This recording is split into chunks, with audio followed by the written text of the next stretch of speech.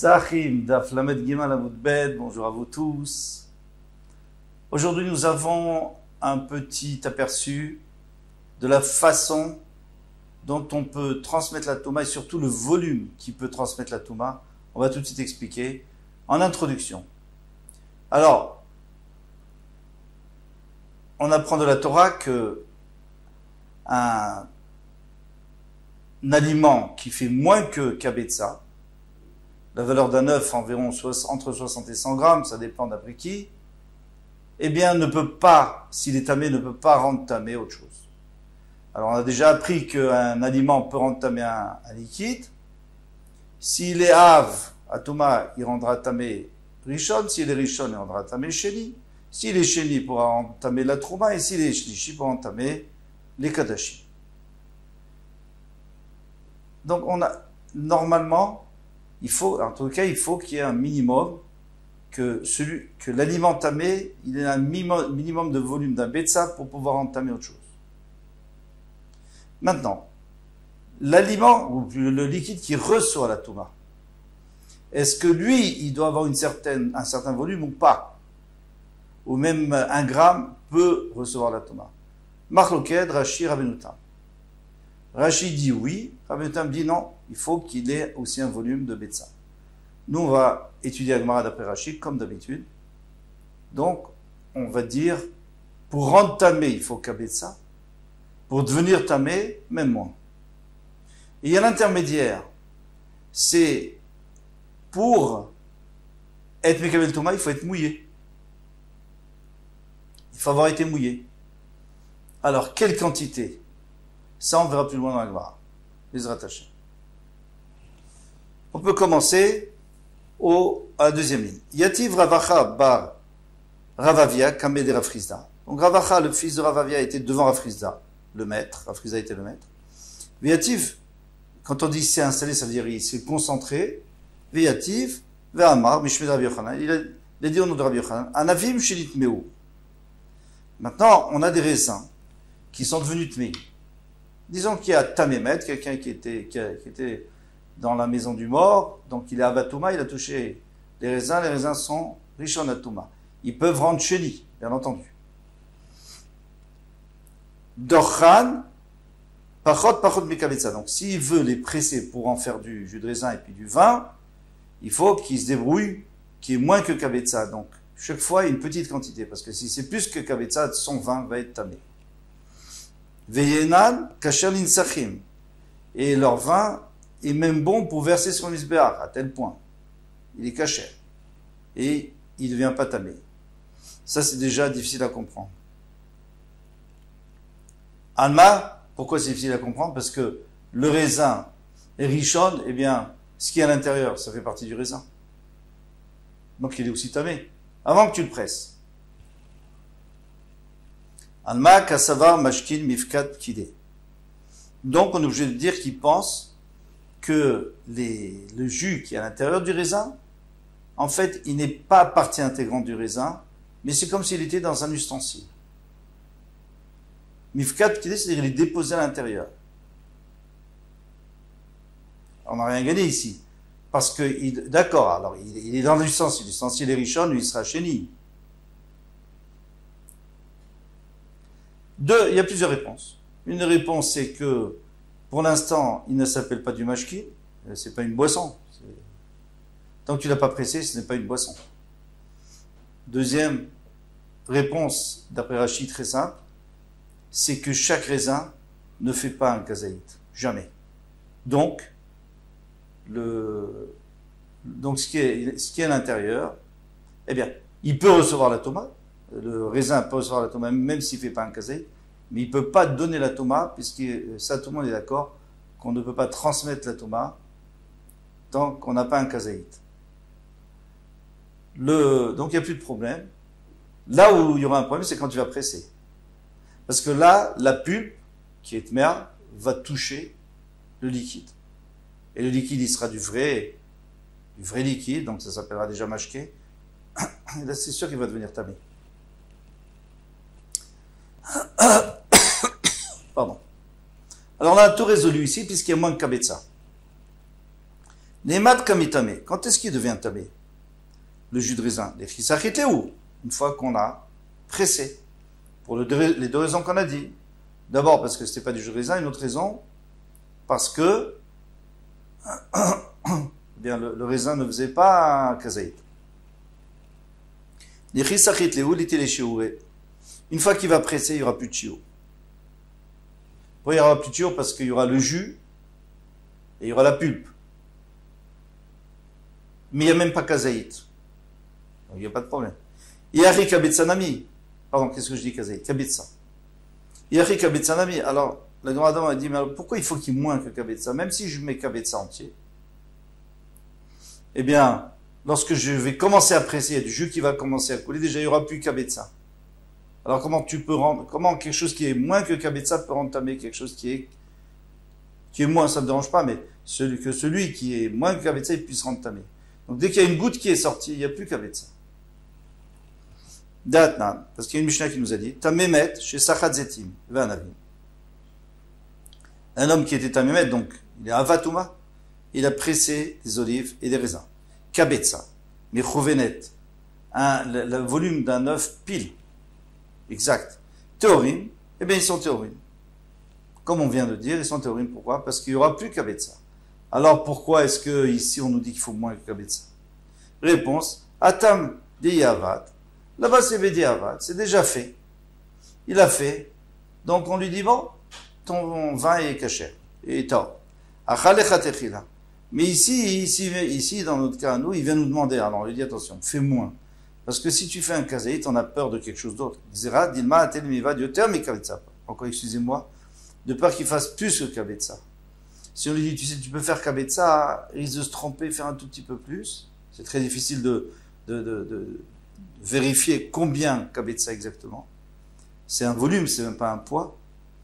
Donc, on lui dit, fais moins. Amarle Rav Frisda. Rav Frisda a dit, sur le grand chidouche, là, qu'on a dit au nom de Rabbi Yochanan, que Rav Acha a dit au nom de Rabbi Yochanan, Man Saït Lach, ou de Rabbi Yochanan Rabach, mais qui va t'écouter, et qui va, et les paroles de ton Rav Rabbi Yochanan? Personne ne va accepter ça. Pourquoi? Vechituma Shebaim Lechan Alcha. Où elle est passée la Touma? Ton raisin, il était tamé, alors où est passé la tomate? Elle s'est envolée. Maintenant, tu dis que le jus de raisin est cachère, et taor. Alma, kassavar, mashkin. Nous, on n'a pas ce problème, parce qu'on a compris, mais lui, Alma, kassavar, allons lui dire qu'il pensait que mashkin mivla blié, que le liquide qui est à l'intérieur du raisin, il fait partie du raisin. Il est absorbé par le raisin, il fait partie du raisin, donc il est déjà tamé depuis le début. Et qui va deitmoulé uchla. Donc de la même manière que le raisin lui-même est tamé, la nourriture, le raisin, eh bien le liquide qui est à l'intérieur aussi est tamé. Amarle, Veat Lotis Vera, il a dit, mais toi tu es pas d'accord. Ravacha a dit à Frisda, toi tu es pas d'accord. Les mashkin mifkat kide, que les liquides sont déposés à l'intérieur et qui ne font pas partie. Tamemet chez Sachat Zetim Vanavim, Mechouvenet. Donc quelqu'un qui est tamemet et qui a pressé zetim des olives et des raisins mechouvenet, qui est betsa, qui font exactement un betsa, théorim.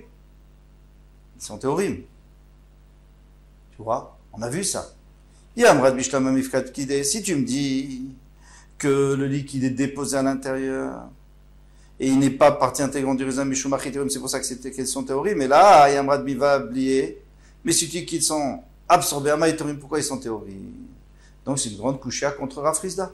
Tu vois bien que j'ai raison. Et Rabbi Yochanan, mon maître aussi. Amarle lui a dit, Acha bema yaskinan benavim shelo cherou. Ici on parle des raisins qui n'ont jamais été rendus aptes à recevoir la touma. Tu peux les toucher, le tamémet peut les toucher, il ne les rend pas aptes à recevoir la touma parce qu'ils n'ont pas été mouillés. Et on sait que tant qu'ils n'ont pas été mouillés, ils n'ont pas été mourchar, ils n'ont pas été aptes à recevoir la touma. Les mat mitkashre, quand est-ce qu'ils deviennent aptes à recevoir la touma? Les chisachit où? C'est quand il est presse. Qui s'achète ou bâtir le shiura. Mais quand il a pressé, il n'y a déjà plus le shiur. Parce que quand il est presse, il y a du jus qui va toucher le raisin, et donc ça va mouiller le raisin peut recevoir la touma. Donc c'est trop tard maintenant. Parce qu'il n'y a plus qu'Azaït. Il n'y a plus qu'à Betsa, excusez-moi. Il n'y a plus qu'à Betsa, donc il n'y a plus non plus la possibilité de rendre tamé. De devenir tamé. Donc qu'est-ce qu'on a appris? On a appris que pour qu'un fruit ou un légume ou une nourriture puisse devenir mourcha, puisqu'il puisse être mouillé et à ce moment-là être apte à recevoir la Touma, il faut qu'il fasse un kazaït et pas moins. Il doit te marquer, parce que si tu dis pas ainsi, Hadetania, ce qu'on enseigne dans une braïta, Halema Zedom, et à quoi cela ressemble, les Troumatoutim, Vanavim, Shinitmea. Alors vous vous souvenez, cette braïta, on avait vu que Chametz, Troumat Chametz, celui qui la mange, eh bien, il n'a pas besoin de payer puisqu'il n'a pas rien faire perdre au Kohen, puisque le Kohen ne peut rien faire avec. Pourquoi? Parce que ça ressemble à Trouma, Toutin, Vanavim. Comme la Trouma de Toutin, des fruits rouges, Vanavim et des raisins, Shinitmea, qui est devenu Tmea, Shen Loeterachila, on ne peut pas la manger. Veloiterasaka, on ne peut pas non plus la brûler parce que ça ne brûle pas. Aeterachila, Namid B. Mais ici, on peut le manger. D'après toi, on n'a qu'à presser moins que Betsa. Et à ce moment-là, on peut les manger. Donc le Kohen, il pourra la manger, cette Trouma. Il pourra boire, en tout cas, il pourra boire le jus de raisin ou le vin. Donc pourquoi tu me dis que la Trouma n'a aucune valeur? Pourquoi? Parce que Trouma de Chametz, ça n'a aucune valeur parce qu'on ne peut rien en faire. Et une Trouma de Chametz, on ne peut rien en faire. Et qu'est-ce que tu veux faire? Tu veux brûler? Tu ne peux pas brûler, c'est des raisins. Qu'est-ce que tu vas faire du feu avec des raisins? C'est impossible. Si, tu as qu'à les presser, et à ce moment-là, tu pourras boire. Puisqu'on veut comparer la Troumat Chametz à la Troumat Anavim. Tu vois bien que Troumat Anavim, on peut boire. Alors tu ne peux pas comparer. Amarava, Rava dit, Xera dilma ate beulide takala. En réalité, on ne peut pas apporter une preuve d'ici que les raisins sont, donc le jus de raisin est absorbé par le raisin.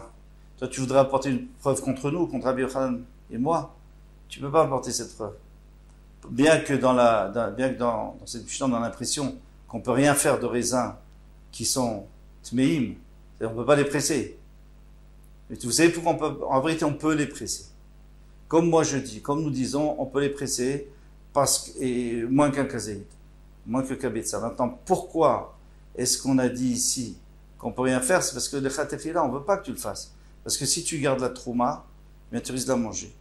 Et c'est de la trouma téméa, donc on ne veut pas qu'il la garde, on veut qu'il la jette. Qu'il s'en débarrasse tout de suite. Xera dilmate beoul ide takala, on a peur qu'il va arriver à une takala, c'est-à-dire qu'il va manger de la trouma téméa. Amar le Abaye, ou michayshen le takala. Donc maintenant on a réhabilité les paroles de Ravacha au nom de Rabbi Yochanan. Maintenant Amar le Abaye, ou michayshen le takala. Est-ce qu'on a vu qu'on craint que le Kohen, il va manger la trouma, il va faire une avera, ve'atania, pourtant on a enseigné dans une braïta, madikin bepa tu beshemen shel trouma. On peut allumer du feu avec du pain, ou beshemen, ou de l'huile, shel trouma nitmet, de la trouma qui a été rendue tamé. Ah, mais on ne devrait pas parce que en attendant les juristes d'en manger ou d'utiliser cette huile dans mes salades. Amarlé, il a dit pas zarik be benaïtsim. Ici, on parle que le pain, il le jette directement dans le bois, donc il est plus mangeable, il est repoussant. Shemen shel trouma ramele bekili maous. Il faut que l'huile, il faut qu'il le mette tout de suite dans un ustensile qui est sale ou un ustensile qui est vieux et donc il ne pourra pas en boire. Quand on parle d'un ustensile, on parle d'une lampe. Vous savez, les lampes en terre cuite, une fois que ça a été utilisé, on n'a pas envie de boire, d'utiliser cette huile. Goufa. Alors, on va essayer d'expliquer ce qu'on a vu avant. On m'a dit qu'il ne veut pas de trouma shitmet. On a dit qu'on a le droit d'allumer avec du pain et de l'huile de trouma qui a été rendue impure. Abayamar mishme de Chizkia. Abayano de Chizkia. Verava amar de Berabitzrak bar Marta. Et Rava dit au nom du Beth Midrash de Rav Yitzhak, Talmidim de Rav Yitzhak Bavarta, Amar Ravuna, au nom de Ravuna, l'Oshano il n'avait pas, et la pâte, tout ce qu'on a dit, c'est que du pain, oui, on a le droit d'allumer avec. Aval chitelo, mais avec du blé, non. Chez Mayavo, Baem l'idée takala, parce que ça vraiment on a peur qu'il arrive à faire une erreur. Pourquoi? Parce que le pain, on a dit, on le jette avec le bois. L'huile, on le met dans un ustensile qui n'est pas propre. Mais le blé, il est dans un sac. Qu'est-ce qu'on va faire? On risque de le manger. Rabbi Yochanan Amar, afilou chité. Rabbi Yochanan dit non, même le blé on peut. Vermaï nechouch. Vermaï, pourquoi nechouch dilma tebaim l'idée takala? Peut-être qu'il risque de le manger. Qui est un maravashi, comme il a dit Ravashi. Beshlikata. Alors, on tourne la page. Beshlikata ou meista. Ici, on parle que le blé a été cuit et donc il est sale. Maintenant, tu le jettes dans les bois avec les braises. C'est fini, il n'est plus mangeable. Achinami, lui, il avait dit ça autre part, qu'on verra plus loin. Achanami beshlikata ou meista. Ici aussi, on parle que ça a été bouilli et donc c'est maous, donc on peut utiliser ce blé pour en faire du feu. On n'a pas peur qu'il le mange. Voilà pour ce Hamoud. Kol Tov, à bientôt. Les attachés.